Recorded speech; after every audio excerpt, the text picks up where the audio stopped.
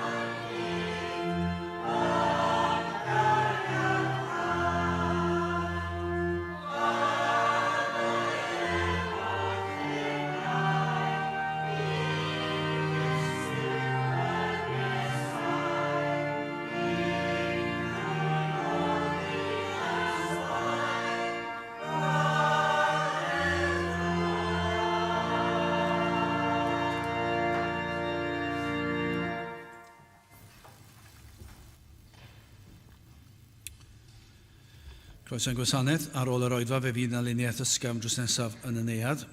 Fe fydd ein cwrdd gweddi misol yn cael ei gynnal ar y drydedd nos Iau o'r mis sef Rhagfyr 21 am hanner awr wedi 7.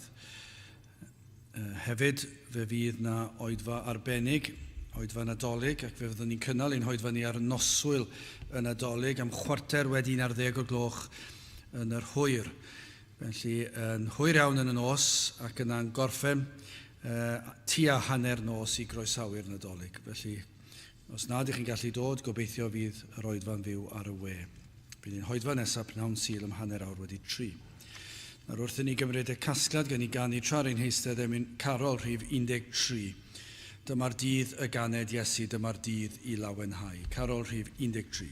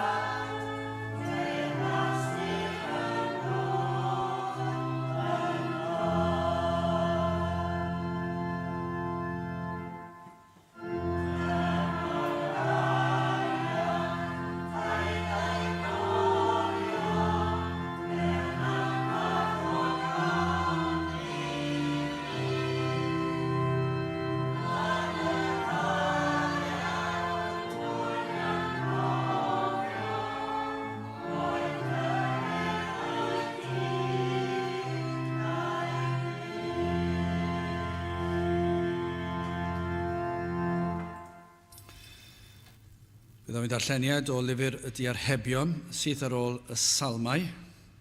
Diarhebion pennod 30. Yn dechrau darllen adnod 24. Diarhebion 30 adnod 24. Y mae 4 peth bychain ar y ddaear ac eto y maent yn ddoeth iawn. Nid yw y morgrug bobl nerthol, eto y maent yn darparu eu lluniaeth yr haf. Y cwningod nid ydynt bobl rymus, eto hwy iawn nant eu tai yn y graig. Y locustiaid nid oes brenin iddynt, eto hwy a ant allan yn dorfeidd.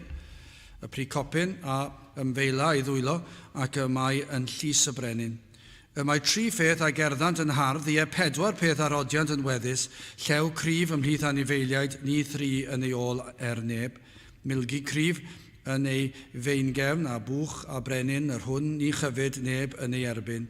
Os bios ffôl yn ymddyrchafu ac os meddyliais drwg dyrod y law ar dy enau, yn ddiau corddi llaeth a ddwg allan y menyn, a gwasgu ffroenau ydyn allan waed, felly cymell llyd a ddwg allan gynnen. Bydd y bendydd Duw ar iair sanctaidd ef. Gyda'ch ni nawr droi at ein harglwydd mewn gweddi. Diolch yn ei unwaith eto o Dduw am gyfle arall i ddod yma ger dyfron ac i ddod i alw ar ein tad nefol.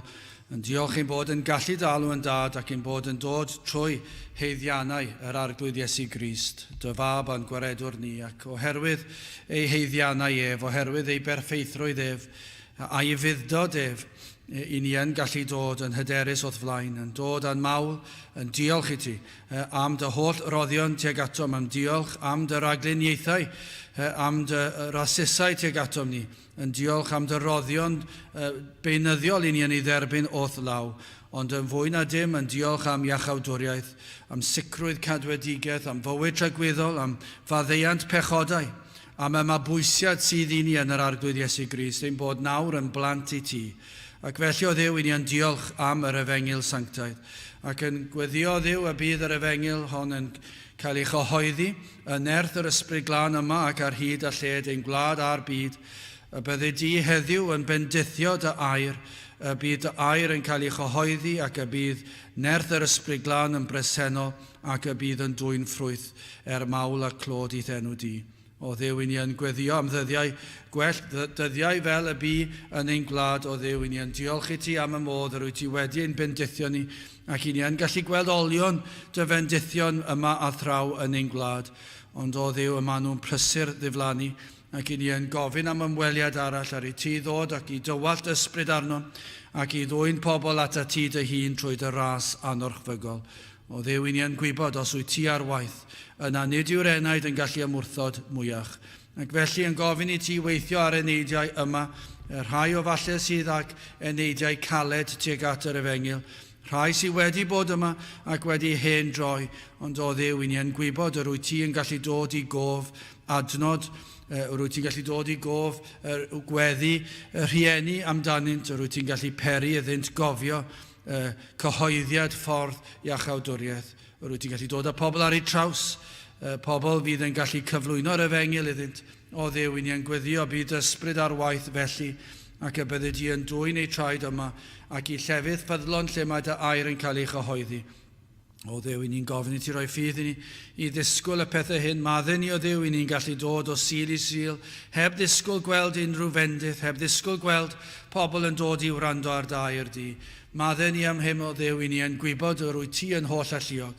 Ac o Dduw, mae bob un oedfa yn gyfle i weld y law di ar waith, yn ein plith ni ac hefyd ymhlith y di gred. Felly o Dduw, rho'r disgwyliadau hynny ni, hyd yn oed yn ystod yr oedfa, byddwn ni yn disgwyl cael gweld a phrofi tywalliad yr ysbryd glân wrth i'r oedfa fynd yn ei blaen.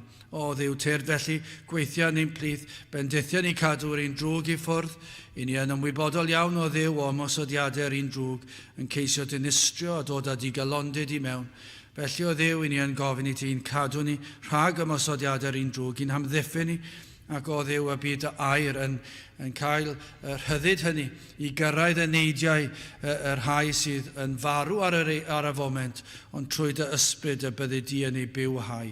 Felly o Dduw tyrd, arwen i nawr a bendithio ni i ni'n gofyn hyn oll trwy enw ac heiddiant ein harglwydd Iesu Grist. Amen.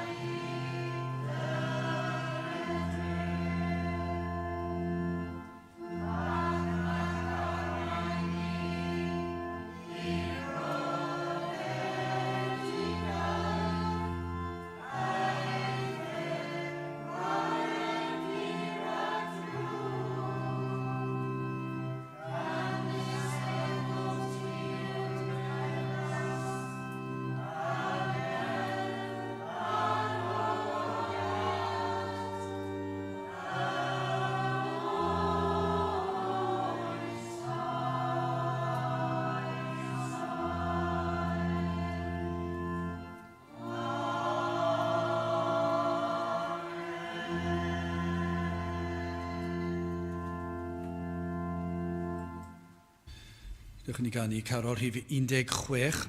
Hosanna, Hallelujah, fe anwyd brawd i ni, fe dalodd ein holl ddyled ar fynydd Calfari. Carol rhif 16 gen i sefyll i'w chanu.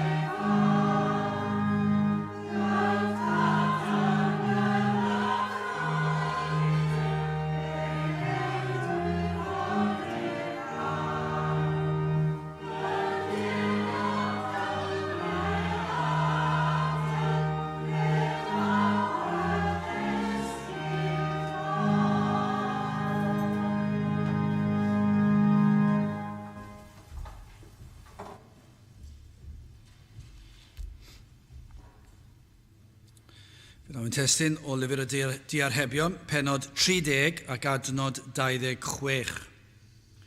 Diarhebion 30, adnod 26. Y cwningod, nid ydynt bobl rymus, eto hwy awnant eu tai yn y Graig. Un peth sy'n sicr fod cyflwr pob un ohonom yn drienus, mae cyflwr y byd yn drienus, wrth i'r holl ddatblygiadau ddigwydd ar hyd a lled y byd, a pethau yn gwella o ran meddyginiaethau ac technoleg a phethau felly. Ac eto i gyd, mi fydde siwr o fod erbyn hyn, pob un yn fodlon cydnabod bod y byd mewn trwbl. Y bod na drafferth mawr yn wynebu'r byd. O bob cyfeiriad, dim ots ym mha ffordd i chi'n edrych bellach, i ni'n gallu gweld mai trienus yw cyflwr dyn. O enedigaeth, i ni'n gwybod yn ysgrythurol fod dyn ymhell o bethau Duw, ac yn elyn i Dduw. I ni'n gwybod ac yn gallu gweld hyn bod ein rhesymeg wedi ei lygru, mae'r ysgrythur yn dysgu hyn, gyda'r cwymp, fe ddaeth cwymp yn ein rhesymu ni. Does dim rheswm, dyw dyn ddim yn gallu rhesymu dim mwy. Dyw e ddim yn gallu meddwl yn eglur am pethau pwysica'r byd. Mae yna rhesymu, mae yna bwnc yn does yn yr ysgol bellach, a lot fawr o bwysles yn cael ei roi dan yna. Rhesymu mathemategol, ac mae e'n sgil anodd. Chi'n dysgu'r sgiliau mathemateg i blant, ond yn rhoi rhyw broblem iddyn nhw i ddatrys ar rhesymu, ac mae e'n sgil anodd, ac mae e'n mynd â chi rhyw lefel arall. Llawer o bwysles arno fe, ac hyd yn oed felly, falle gewch chi rhai sydd yn arbenigwyr ar rhesymu mathemategol, ond yn byw bywydau gwbl ar gyfeilion, ymhell o ble ddylsent fod. Ond mae ganddyn nhw allu i resymu, ond nid am y pethau pwysica. Yn sicr mae dyn yn gallu defnyddio'r ymenydd i ddyfeisio ac ei adeiladu, ond nid yw yn gallu dirnod yr hyn sydd orau ar gyfer bywyd nac ar gyfer marwolaeth. Dyw e ddim yn gallu deall. Dyw e ddim yn gallu rhesymu.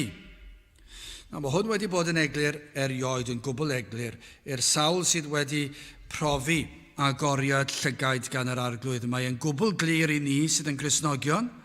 Mae'r Cristion yn gallu gweld yr hyn na all e weld yn flaenorol.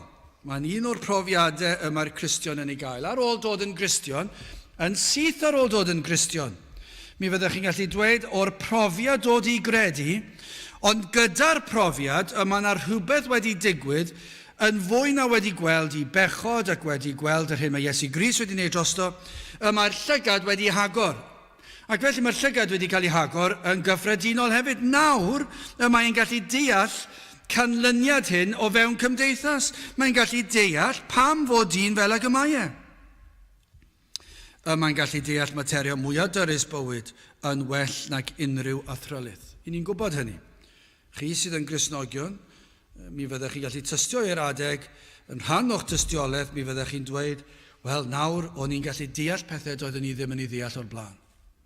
Os dim ond faint byddech chi wedi esbonio'r peth o'r blaen, nawr dwi'n ei ddeall e.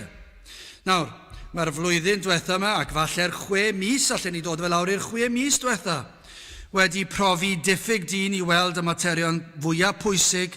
Mae e wedi cael ei amlygu fwy yn ystod y 6 mis i 12 mis diwetha nag erioed o'r blaen tybiwn ni. I ni wedi gweld y dirywiad anferthol o fewn moesoldeb, neu mae wedi mynd yn llwyr tuag at anfoesoldeb rhemp. Ac ni wedi gweld rhesymeg dyn wedi methu yn llwyr. Nad oes hawl gan unrhyw un i ddweud unrhyw beth bellach, achos fe fydd na rhywun rywle yn eich cyhuddo o ryw gam ddefnydd o'r gair. Ac mae'r safonau wedi newid cymaint i chi meddwl mynd i mynd mor bell o'r hyn mae'r ysgrythur yn ei ddweud. Mae'r hyn y bydden nhw yn ei ddweud yw hyn, wel, i ni ddim yn licio be mae'r ysgrythur yn ei ddweud, ac felly mae rhaid cael gwared yn fe. Dyn nhw ddim hyd yn oed yn dweud bellach siwr o fod, mae ffordd o ddehongli'r ysgrythur yw e. Maen nhw nawr, fwy na thebyg yn mwy na pharod i ddweud, ni ddim yn cytuno dy'r ysgrythur, mae eisiau cael gwared yno fe a'i holl foesau. Cyn belled bod rwy'n eisiau gwneud rhywbeth, bron iawn allech chi ddweud mae cymdeithas yn rhoi'r hawl i chi ei wneud. Dim ond rhai rheolau sydd, ond pwy a wyr pa mor hir tan bydd rheini yn diflannu. Llyfr y Diarhebion yn llawn o gyngor gwerthfawr i bob un ohonom ym mhob cyd-destun o fywyd. Ac o na fydden ni'n gwrando, ydych chi erioed wedi rhoi cyngor i rhywun ac nad oes bwriad ganddyn nhw i wrando. Mae'n rhwystredig i ddweud y lleia pan i chi'n ymwybodol o hyn. Ambell waith ni ddim yn ymwybodol o'r peth, ac felly dwi'n rhy ddrwg. Ond sdim byd gwaith, na rhywun yn dod i fyny atoch chi, yn gofyn am gyngor, ond i chi'n gwybod be maen nhw'n dweud yw, dwi'n gofyn i chi ddweud rhywbeth sydd ddim yn ei wneud i fi deimlo'n hapusach. Dwi ddim wir eisiau'r cyngor, dwi dim ond eisiau clywed be dwi eisiau clywed. A mae hwnna'n rwystredig i drafod gyda nhw. Ond wedyn ni mae rhai falle yn ymddangos fel bod nhw eisiau'ch cyngor chi ac yna mynd yn gwbl groes i'ch cyngor chi.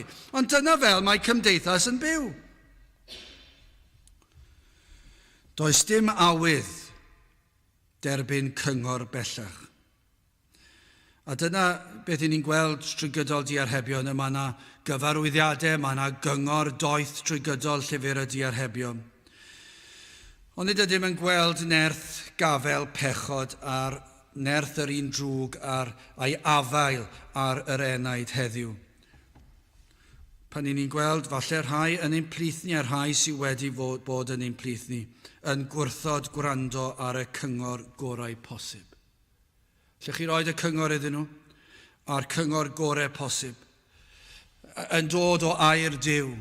Ac i chi'n gweld y mae gafael Satan a gafael y byd mor bwerus, mor rymus, nad oes symud arnyn nhw. Dyn nhw ddim yn gwrando. Maen nhw wedi gosod eu hunan yn gadarn yn ei safle ac yn gwrthod derbyn cyngor.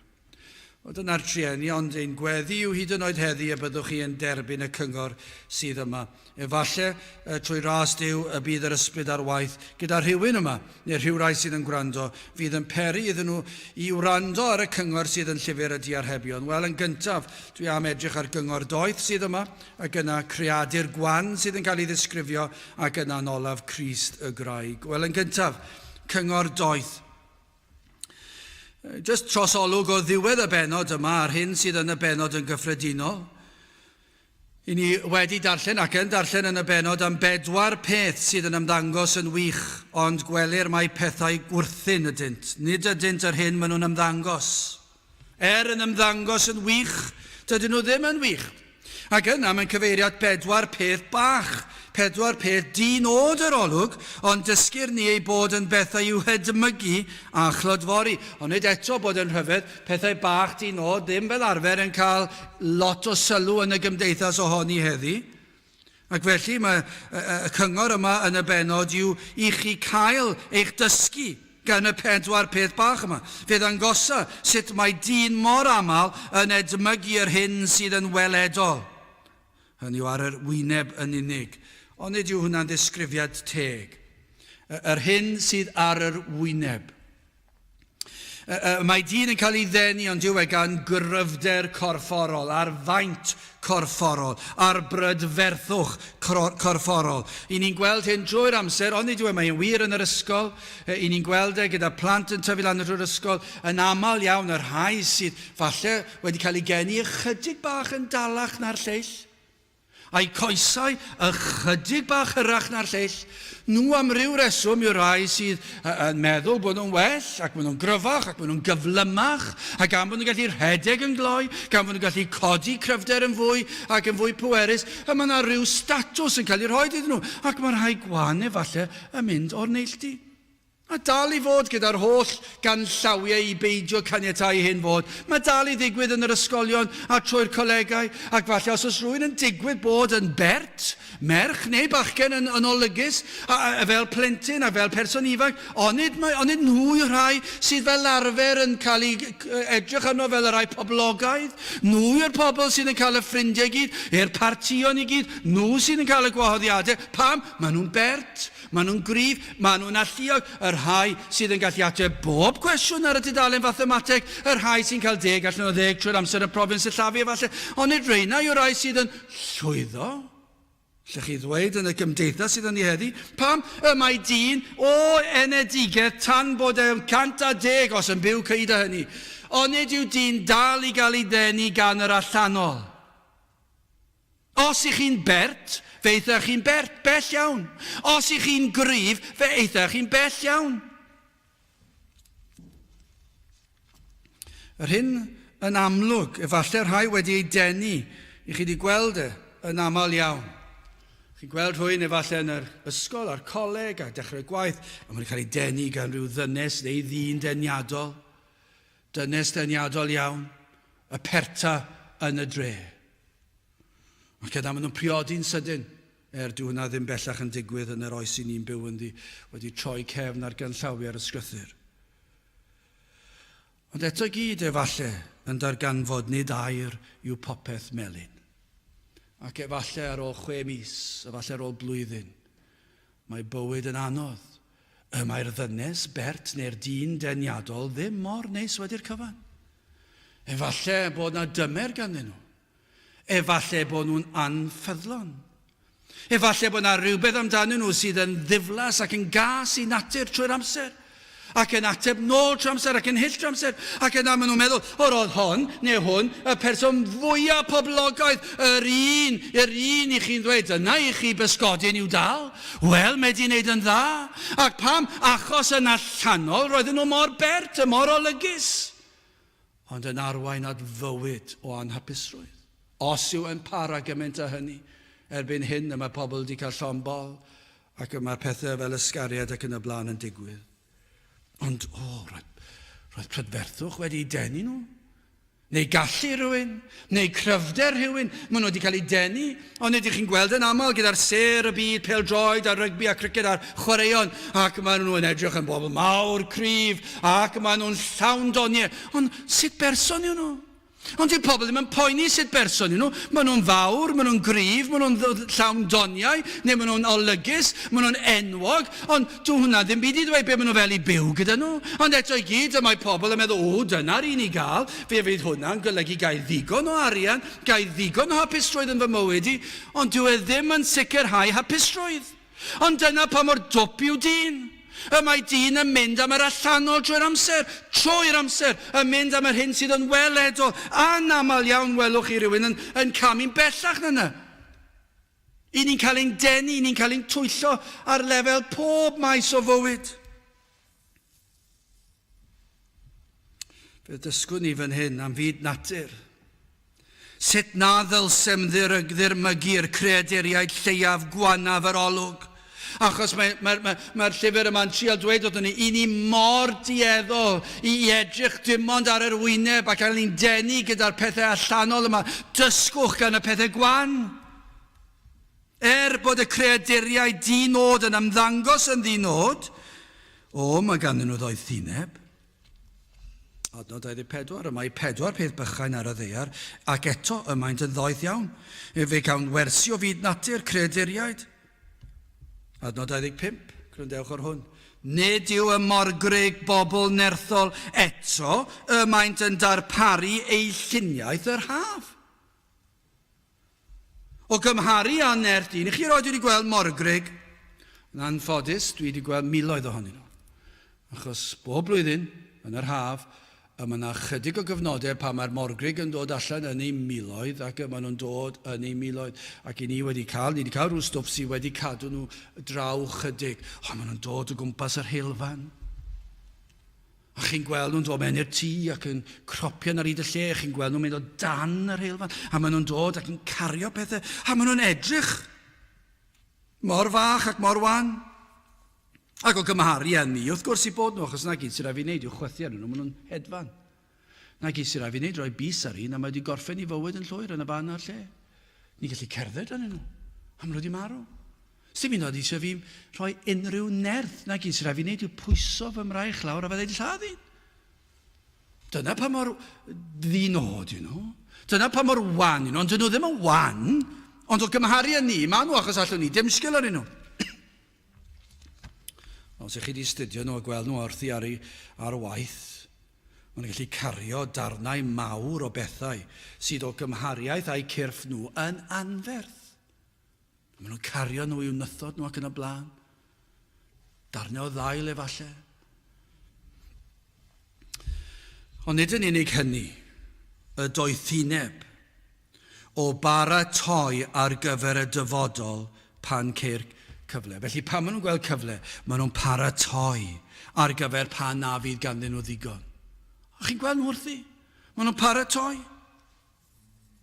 Fe welir ei doethineb y locustiaid a'r precopyn hefyd. I ni'n gweld rhyfeddodau'r rhagluniaeth a'r rhyfeddodau'r greadigaeth.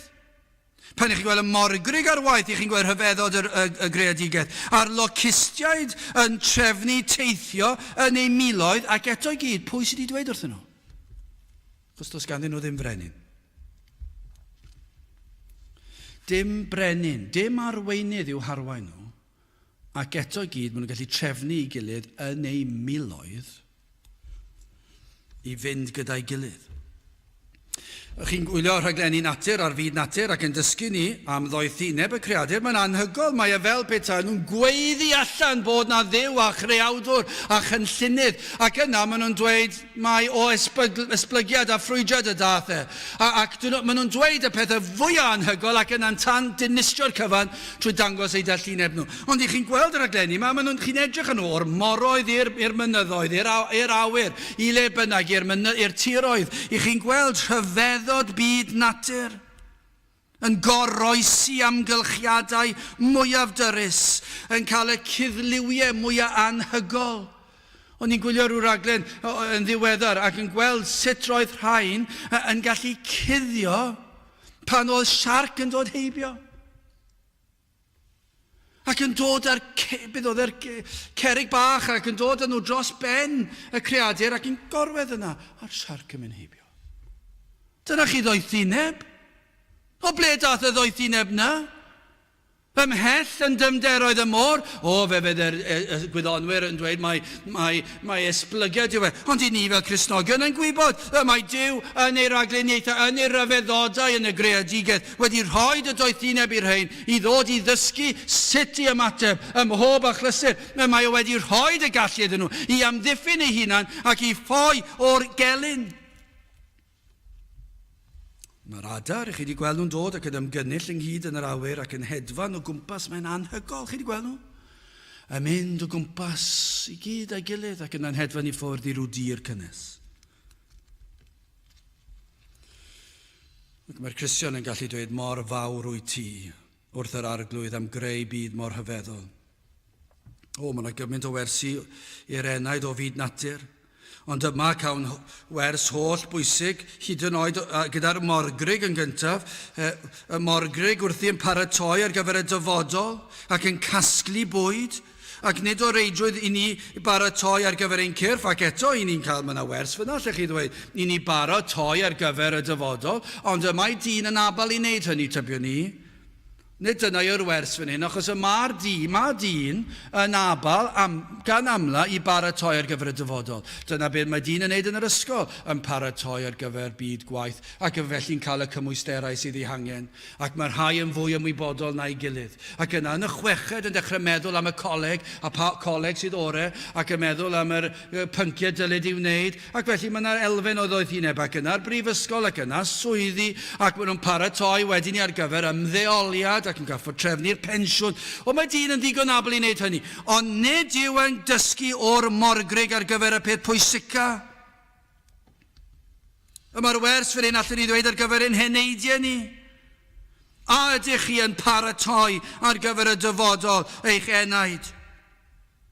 Dyna ni'n pregethu bob dydd Sul yw paratoi ar gyfer tragwyddoldeb. Ac mae hwn yn dod mewn i ryw fyd i ran gwbl angenrheidiol. Achos i ni'n sôn am ein pensiwn ni, os i chi'n rhoi arian mewn i'r banc ar gyfer y pensiwn, mae hwnna'n bwysig, maen nhw'n dweud wrthon ni, ar gyfer ymddeoliad. Ond os na fyddwch chi byw tan bod chi'n ymddeol, wel, dwi ddim yn lot o waniaeth na yw, falle eich teulu chi falle.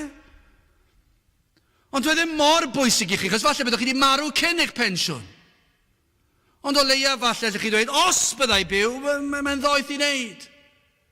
Ac ar gyfer eich braig, neu'ch gŵr, neu'ch plant, bod chi'n gadael rhywfaint, allwch chi ddadle hynny. Wel iawn, mae yna le iddo fe. Mae yna pwynt i'r peth. Ond mae fan hyn llawer pwysicach na yna, achos mae paratoi ar gyfer tragwyddoldeb, fe all tragwyddoldeb fod prynhawn yma. Fe all fod prynhawn yma. Fe allwn ni gamu o fyd amser i dragwyddoldeb o fewn y 5 munud. Dwi wedi gweld hynny. Dwi wedi gweld hynny mewn oedfa. Dwi wedi gweld rhywun yn camu o fyd amser i dragwyddoldeb yn ystod yr oedfa. Mae'n ysgytwol. Ar ddechrau'r oedfa yn canu'r emyn. Diwedd yr oedfa mi roedd yn canu yn rhagwyddoldeb gan yn Gristion. Fe allai ddigwydd. Fe allai ddigwydd I unrhyw un ohonyn ni. Fe allai ddigwydd ar y ffordd nôl. Fe allai ddigwydd y fori. I ni ddim yn gwybod. Ac felly beth ni'n dysgu fan hyn yw hyn. Mae'r rhaid paratoi ar gyfer y dyfodol. Ar gyfer tragwyddoldeb. A'r dyfodol yw nid fel pensiwn efallai mewn 20 mlynedd, 30, 40, 50 mlynedd. Mae hwn llawer pwysicach na hynny. Mae hwn efallai mynd I ddigwydd heddi. Efallai fori. Ac mae hwn llawer pwysicach na ymddeoliad. Achos ymddeoliad sawl blwyddyn bydd 30, 40, 50 ar y mwyaf, falle pwy o hwyr. Ond mae'r tragwyddoldeb yn dragwyddol. Ac felly mae'r cyngor fan hyn, na fyddwch chi'n dysgu o'r morgrug yn paratoi ar gyfer y dyfodol.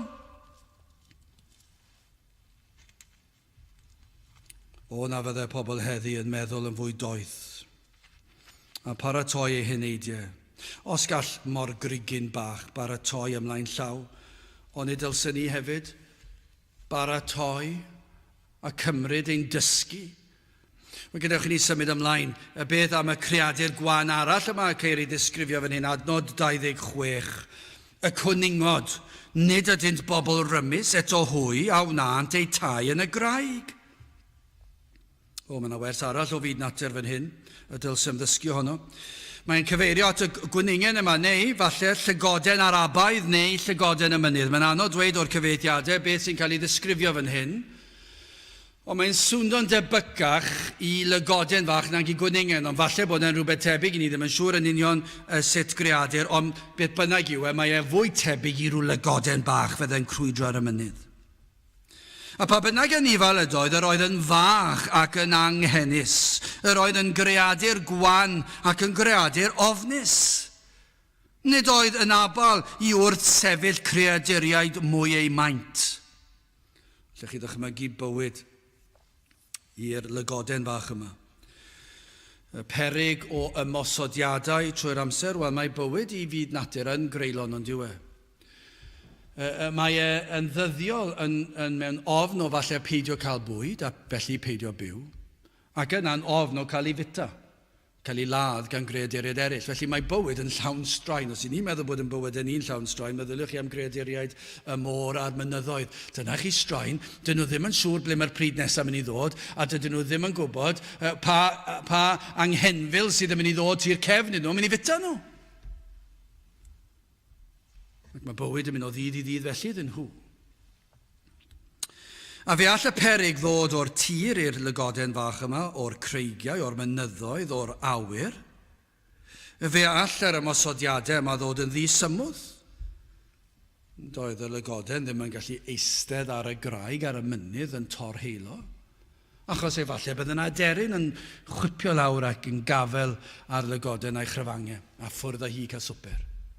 Felly, dwi ddim yn gallu eistedd o gwmpas mi fydd y rhaid nhw symud yn gloi ac edrych trwy'r gorffo bod ar ei gwyliadwriaeth trwy'r amser rhag y gelyn. A ddim yn gwybod pwy oedd y gelyn, gallai'r gelyn fod yn unrhyw. Gallai arth ddod o rownd y gornel, fe allai blaidd neu lwynog ddod, fe allai rhyw aderyn ddod, fe allai rhyw bri copyn gwenwynig ddod, fe allai unrhyw beth neidr ddod o'r tŷ cefn o lawr y graig ac yna dod ac yn ymosod. Ac yna oedd yn gallu amddiffyn ei hunan, nac yn gallu adeiladu cartref ddiogel, roedd y creadur yma, lygoden fach y mynydd yma, mor wan doedden nhw ddim yn gallu creu neu adeiladu cartref iddyn nhw hunan. Ond eto, dyma chi rhyfeddod y greadigaeth, defnyddiant y doethineb a roddodd Duw y creawdwr iddynt. Yn oed sut mae pobl methu meddwl, os yw Duw yn abal I greu y byd, yn sicr I chi mae'n abal I roi doethineb i'w greaduriaid ar sut I amddiffyn ei hunan, a sut I goroesi. A dyna beth ni'n credu fan hyn. Fe rhoddwyd y doethineb, yr elfen honno oedd doethineb i'r creadur bach yma, ar sut I fyw a sut I oroesi. Fe ymgartrefant yn y graig. Lle ceir hollt yn y graig. Ac fe guddiant yn yr hollt yn y graig. Dyna I chi ddoethineb. Yr oedd hi'n ddigon bach ac ystwyth I gallu mynd mewn i'r hollt y graig ac ymgartrefu yn y graig. Gallu dychmygu un yn ffoi, nerth eithraid bach ar hyd y graig ac yn diflannu efallai wrth i'r deryn hedfan lawr ac yn mynd i cael gafel arni a diflannu o'r golwg. Wedi mynd i'r hollt. Ac yno'n ddiogel, dim un creadur yn gallu ei dilyn yno, ddim yn gallu ysgwyd y graig, falle yn y goeden, byddwch chi gallu ysgwyd rwy'n allan o'r goeden, ond fan hyn, byddai'r aderyn, byddai'r llwynog neu beth bynnag ddim yn gallu ysgwyd y graig. Yr oedd y graig mor gadarn. Doedden nhw ddim yn gallu ymestyn mewn, achos siwr o fod mi fyddai'r llygoden wedi ffeindio holl oedd yn mynd bell mewn i'r graig. Ac felly doedden nhw ddim yn gallu dod â'r pig i mewn, neu'r llwynog ddim yn gallu dod â'i pawennau i mewn. Yr oedd yn saff, yn gwbl ddiogel yn yr hollt. Nawr, wrth gwrs pan mae'r darluniau yma'n cael ei roed yn yr ysgrythyr i ni, allech chi ddadle bron iawn, does dim un darlun yn ddigonol i ddisgrifio natur wan dyn, a'i wendid yn y byd ysbrydol. Ond y mae dyn yn cael ei gymharu fan hyn. Allech chi ddweud, mor wan a llygoden bach y mynydd. Ond pa bynnag mor wan ac anghennus yr anifail, nid yw yn ddigonol i ddisgrifio gwendid dyn. Nid yn gorfforol nawr, nid yn feddyliol, nid yn academaidd, nid yn y byd technolegol, meddyginiaeth, nid yn y meysydd hynny, ond pethau pwysica bywyd. Sut i fyw a sut i farw. Dyna beth ni'n sôn amdano, mae'n ddigon hwy, dwi'n anodd. Ond does dim un creadur mwy twp, does dim un creadur mwy dall, does dim un creadur fwy gwan a mwy marwedd na dyn. Ac felly, does dim un darlun yn ddigonol i ddisgrifio gwendid dyn, ond o leia maen nhw'n helpu ni ddeall. Pa bynnag mor ddiffygol oedd ymdrechion y creadur i adeiladu lloches, dyw e ddim yn ddigonol i ddisgrifio methiant dyn rhag amddiffyn ei hunan ac amddiffyn yr enaid. Dydy dyn ddim yn gallu adeiladu lloches i'r enaid. Dydy dyn ddim yn gallu amddiffyn ei enaid ei hun. Sym os faint mae e'n trio, a trio y mae dyn yn trio amddiffyn ei enaid trwy ceisio byw bywyd da.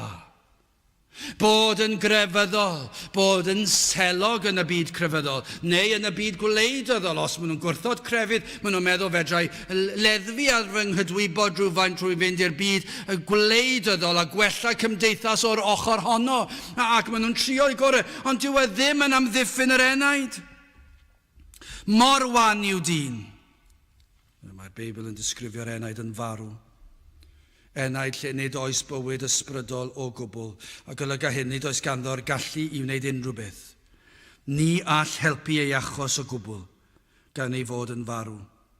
O leia, allwch chi ddweud bod y llygoden y mynydd yn gallu ymdrechu ffoi ac i'r graig, ond ni all dyn gwneud hynny hyd yn oed. Mae dyn wedi lorio cyn ei eni, ond nid yw hwnna'n wir. Mae dyn wedi methu'r frwydr cyn iddo fe cael ei eni. Fe enir pob dyn yn bechadur ac yn gaeth i bechod, ni all weithredu'r pwrpas y creuwyd. Fe creuwyd fel ni'n gwybod i ogoneddu Duw a'i fwynhau am byth, ond dyw dyn ddim yn gallu wneud hynny. Dyw e ddim yn gallu gogoneddu Duw ar unrhyw lefel. Mae popeth i ni'n wneud, i ni'n dwyn y clod i ni'n hunan yn gyntaf, a dydy dyn ddim yn gallu mwynhau Duw. Unwaith mae'n sylweddoli pwy yw Duw, mae'n rhedeg i ffwrdd ohono. Mae pob un gweithred a wna dyn yn llawn balchder ac un anoldeb. Dyw e ddim yn gallu deall yr ysbrydol, nid oes ganddo gymdeithas a'i greawdwr, does dim un gweithred crefyddol yn bosib i ddyn. Os ni'n ymdrechu a ddoli Duw, niw Duw yn gallu, i ni'n gweld hyn yn ein capelwyr ni'n eglwyswyr ni, pa maen nhw'n ymgynnull ynghyd i ganu ac i weddio ac i bregethu. Ond dydyn nhw ddim yn cyflawni'r weithred fel ag y dylsant. Achos bod pechod wedi llygru y pregethu. Mae pechod wedi llygru y canu, a'r darllen, a'r gweddio. Mae wedi cael ei lygru. I ni'n gweld yn aml, mae'n llawn hunan. Mae nhw'n gwneud hyn mwyn lleddfu eu cydwybod, mwyn plesio Duw. Mor wan yw enaid dyn, ni ath wrth sefyll yr un temtasiwn. Mae'r cnawd yn rhy wan. Pan mae temtasiwn yn dod ar ein traws ni, i ni'n darganfod yn aml, llaweru aml, i ni'n ildio i'r temtasiwn. Pa mae'r un drwg yn dod ag ymosodiadau, methu wrthsefyll, dydy dyn ddim yn gallu gwrthsefyll ymosodiadau'r un drwg. Ni ddim yn gweld y temtasiwn. Pan daw'r rhagluniaethau caled ar ein traws ni, yn aml mae'n profi'n ormod i ni, ac i ni'n ymateb yn y cnawd, ac ymateb yn anghywir, ac i ni'n mynd yn chwerw gyda bywyd, pan mae'r amgylchiadau yma'n dod ar ein traws ni. Mae'r rhai yma heddi a'r rhai sydd wedi bod yma, sydd yn gwybod mae gwir i ni yn ei ddweud. Ac yn gwybod am y rheswm yr ydyn ymddwyn fel ag yr ydym. Ac yn gwybod am ein tynged, i chi'n gwybod am y pethau yma. Ond i chi mor wan, mor anoeth. Ni allwch ffoi, ni allwch amddiffyn eich hunan o'r temptasiynau. I chi methu wneud e. Falle bod chi wedi trio. Fe drioch chi wrando yn yr ysgol Sul efallai. Fe drioch chi wrando ar oedfa bregethu, ond methoch chi. Yn ystod yr oedfa, beth sydd yn digwydd, mae'r meddwl yn crwydro i'r byd a'i temptasiynau, i bethau amheus hyd yn oed efallai, ac i chi'n meddwl am y byd a'i bethau a'i bleserau, ond efallai yr oeddech chi'n trio, ond mae e mor anodd, i chi ddim yn gallu mwrthod ar temptasiwn. I chi ddim yn gallu adeiladu lloches i'ch pen chi, i'ch amddiffyn, mae'r byd mor gryf. Chi'n gweld ambell waith, wrth i bobl dyfu yn hun ac eiddfedu, falle a setlo lawr ac yn cael teulu. Sawl gwaith ni wedi gweld hyn? Falle yn enwedig ymhlith yr rhai sydd wedi bod yn rhan o gapeli lle mae'r gwir wedi cael ei ffregethu. Ac yma nhw'n gwybod bod y gwirionedd yma. Ond gymaint yw'r temtasiwn, maen nhw wedi ildio i'r temtasiwn. Dyn nhw ddim wedi gwrando ar y doethineb, maen nhw wedi mynd i'r byd a wedi cael ei llorio. Ond yna wedi setlo lawr rhywfaint, be chi'n gweld yn ambell waith, a wedi cael plant, maen nhw eisiau anfon i plant i'r ysgol Sul. Dyna'r clasur. Ond i bai bod nhw'n chwerw gyda'r capel, yna fydden nhw ddim yn anfon. Chi'n clywed ambell waith, mae yna rai yn dweud, dwi eisiau i fy mhlant fynd i'r ysgol Sul. Achos dwi'n gwybod bod e'n dda iddyn nhw. A dwi eisiau nhw cael hwnna, dwi eisiau nhw ddysgu am Iesu Grist a Duw. Ond dyn nhw ddim yn mynd. Dyn nhw ddim yn mynd i'r capel. Ond maen nhw'n meddwl bydde'n dda i'w plant. Maen nhw rhy wan i weld y rheidrwydd iddyn nhw geisio lloches. Dyn nhw ddim hyd yn oed yn gallu gweld bod angen lloches arnyn nhw. Efallai be maen nhw'n gobeithio yw, os anfona i fy mhlant i'r ysgol Sul, fydd e'n rhwystro nhw rhag ymuno mewn i'r pethau mwyaf tywyll cymdeithas. Y byd o gyffuriau a thrais efallai. A falle fydd yn amddiffyn o'r meisydd hynny, ac yna fydden nhw'n gallu cael y pethau eraill y byd sydd yn ei barn nhw'n dderbyniol, a falle fydd yn cadw rhyw gydbwysedd ac yn helpu iddyn nhw. Ac maen nhw'n meddwl mae yna rhyw ddaioni yn y capel. Dyna beth chi'n gweld, dyna falle welwn ni hyd yn oed o'r rhai sydd wedi bod yma'n ein plith ni, os nad nhw wedi chwerwi'n llwyr ar capel. Ond mor ddallen nhw, dyn nhw ddim yn gallu gweld y peryglon, ac os yn gweld y peryglon, dydyn nhw ddim yn malio amdano fe, mae'r temtasiwn gymaint. Dyna driennus yw cyflwr dyn.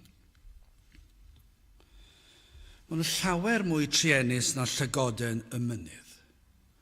Mae llygoden y mynydd wedi ddeall. Maen nhw'n cuddio yn y graig. Mae'r morgrig wedi paratoi ar gyfer y dydd y bydd angen. Ond eto gyd, mae rhai ohonoch chi a rhai sydd wedi bod yma ddim yn bodlon paratoi ar gyfer y dyfodol agos. Ac yn sicr ddim yn cymryd y cyngor gan y lygoden y mynydd. Wel, i orffen. Crist y Graig, dyna chi ddoeth i'w llygoden y mynydd yn ffoi ac yn ymgartrefu yn y graig, hollt y graig yn gartref cadar o'n y diwe. Ond nid dyna'r ddarlun a gawn o loches yr enaid. Dyma'r darlun i ni'n gweld yn amlwg. Tybio ni, dyma'r darlun. Mae'r darlun fan hyn nid o'r graig lle mae'r llygoden yn mynd. Mae'n ceisio eich gyrru chi at graig sydd yn well. Pan yn chwilio am loches o'r un drwg. Pa mae'r enaid yn ffoi o Satan ei hun, pan yn clywed, pa mae'r enaid yn clywed efallai mae'n oedfa y ddeddf yn taranu. Pa mae'r ddeddf yn cael ei fregethu o beth mae Duw yn ei ddisgwyl. Mae'n dweud, na ddylen i ddilyn llwybrau'r byd, na ddylen i ddilyn y llwybrau anfoesoldeb ac anghrediniaeth, ac mae'r deg o'r chymyn yn cael ei chyhoeddi. Neu pan ni'n edrych ar bregeth ar mynydd, i ni ar nos Sadwrn yn edrych ar bregeth ar y mynydd, ac yn edrych ar fynyldeb y ddeddf. Ac y mae hwnna, efallai bod ni'n gallu dysgu Cristion ar sut i fyw, mae y ddeddf yn taranu, ac i ni'n gweld beth yw'r safon. Mae'r safon yn andros o uchel. Pan i chi'n clywed y ddeddf yn taranu, i ble gallai'r enaid ffoi amloches? Pa gysur sydd na i chi? Pan i ni'n dweud am y safonau yma, mae Duw yn ei ddisgwyl. Pan mae'r ysbryd glân yn agor llygad yr enaid i ddeall yr hyn y mae cyfraith Duw yn ei orchymyn, pan yn clywed yr hyn bydd Duw yn ei wneud ar ddiwedd amser, ac y bydd yn tywallt ei felltith a'i gosb ar yr enaid. I ble gall enaid guddio o'r fath felltith?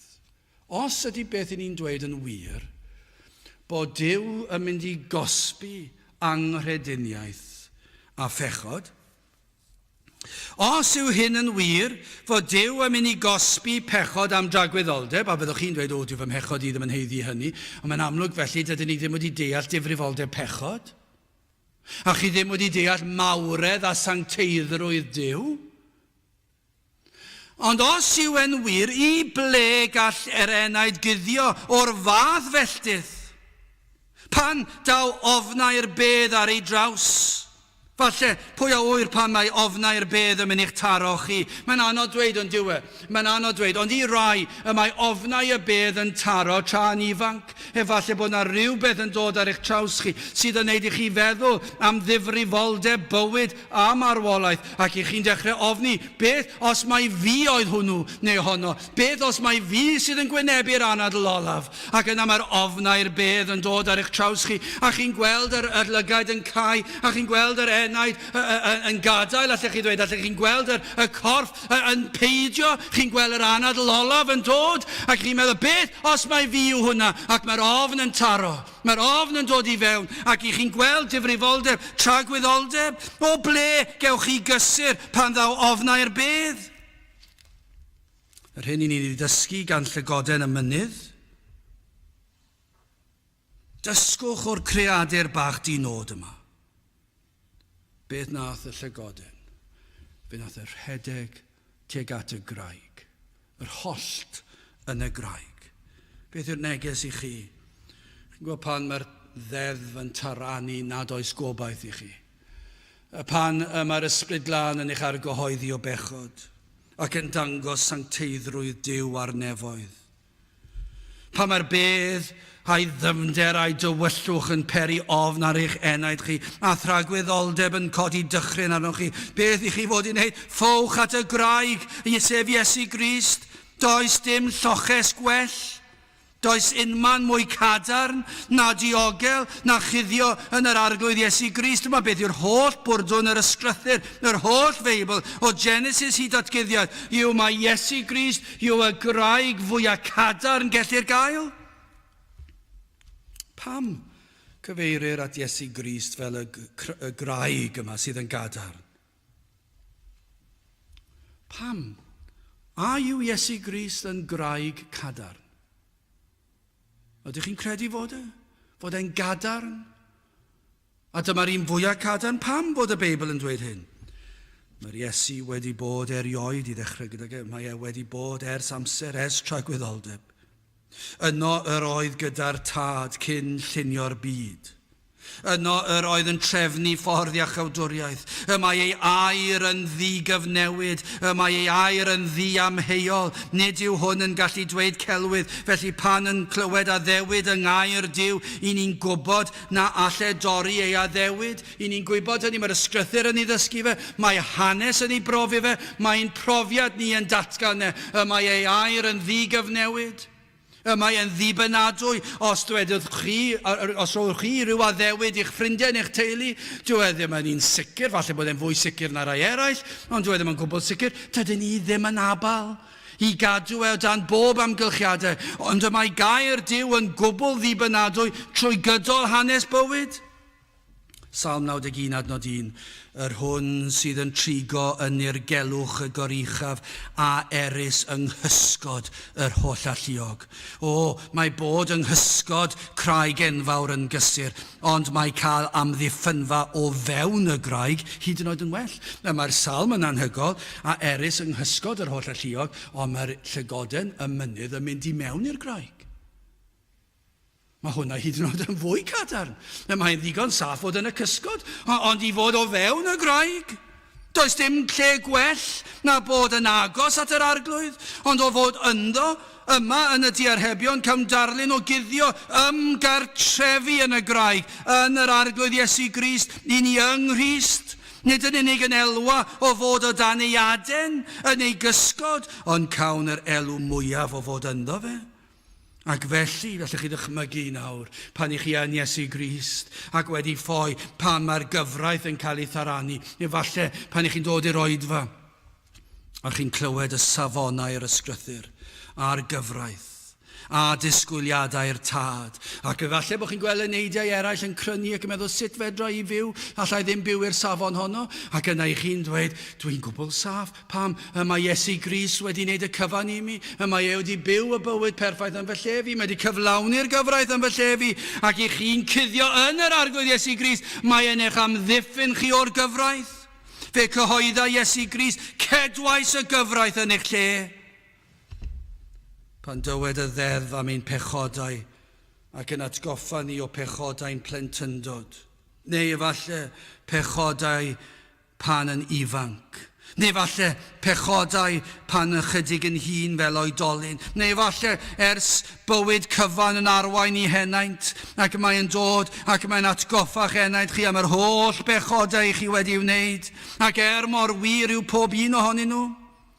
A mae Iesu Grist yn dweud, yr wy fi wedi cymryd eich cosb ar y groes.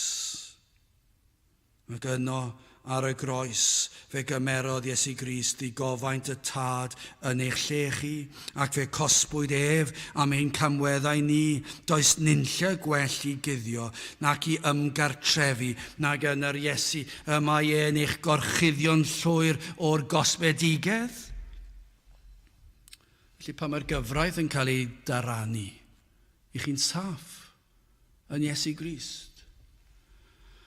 Pan mae ofn cosbedigedd yn dod ar draws eich enaid, i chi'n gwybod y mae Iesu Grist wedi cymryd yr holl gosb ac y mae e'n eich gorchuddio chi, i chi wedi'ch cuddio yn holl y graig. Pan dywed y byd fod yr Iesu wedi ei ladd, ac nad yw yn fab Duw, ac na all eich helpu. Be mae Iesu Grist yn ei ddweud wrthych chi? Mae Iesu Grist yn dweud, fe atgyfodais y trydydd dydd. Fe goncwerais i'r bedd, Satarn, uffern, pechod, fe goncwerais i'r cyfan. Fe nes i ddod o'r bedd yn fyw, mi nes i atgyfodi yn fuddigoliaethus. Dyna chi pa mor gadarn yw'r graig. Ni ellir symud y graig yma, pan atgyfododd Iesu Grist profodd pwy ydoedd, a pha mor gadarn ydoedd. Pha mor ddibynadwy oedd ei addewidion. Ac os yw hwn yn addo rhywbeth, yna mae e'n gwbl ddibynadwy. Un o'r adnodau fwyaf rhyfeddol yw Ioan 6:37, yr hyn oll, mae'r tad yn ei roddi mi a ddaw ata fi, a'r hwn a ddel ata fi, nisbwria fe fallan ddim. Dyna chi graig gadarn. Os ydych chi yn dod yn llwythog ac yn flinderog ac yn ofnus ac yn ofni tragwyddoldeb, yn ofni'r bedd, yn ymwybodol o'ch pechod ac yn teimlo'r euogrwydd ac yn edifarhau ac am gyfaddef ger bron y tad, i chi'n gwybod wrth ddod at y groes, wrth ddod at Iesu Grist, nisbwria fe fallan ddim, dyw e ddim yn gallu, mae e wedi addo, mae e wedi dweud yn ei air, fyddai ddim yn gwrthod yr un enaid a ddaw ata fi. Mae rhai yn ymdrechu adeiladu lloches eu hunain. Maen nhw'n trio byw bywydau gwell. Y meddwl fydd hyn yn ddigon da yn ei ddyfarn.